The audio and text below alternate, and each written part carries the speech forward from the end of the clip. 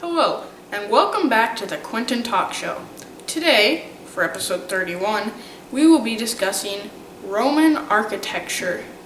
Alright, now let's get to the questions. Alright, our first question comes from Aaron Clough. Let's get him on here.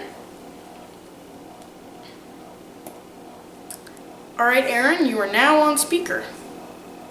What type of architecture was created or used under the rule of Emperor Nero? Alright, well, Aaron, Emperor Nero is said to have caused the Great Fire of Rome just so that he could rebuild the city, make it look better, pretty much make him look better too. We're not sure, however, if that is true. It is also said that the Christians admitted to starting the fire, but we are not sure if they were tortured into doing that, as they were not particularly liked at that time. So it is unknown if he actually did that. Nevertheless, he did rebuild the city and made it better. And along the process, he built a palace right smack dab in the center of Rome for himself. This palace was called the Golden House of Nero.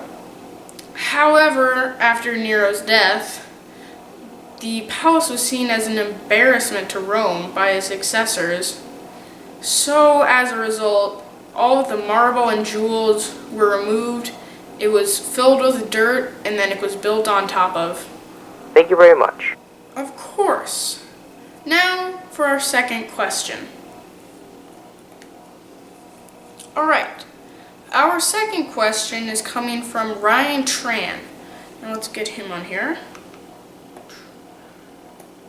Alright, Ryan, you are now on speaker.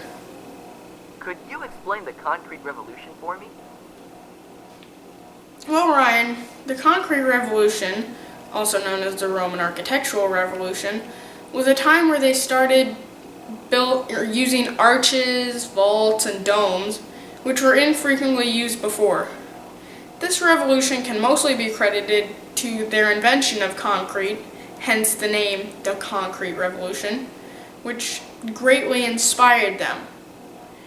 Before this, they used to use a way of construction that included mostly columns and lintels, which are just horizontal blocks that would be placed on top of two columns or any vertical blocks. Thanks so much. Anytime, my friend.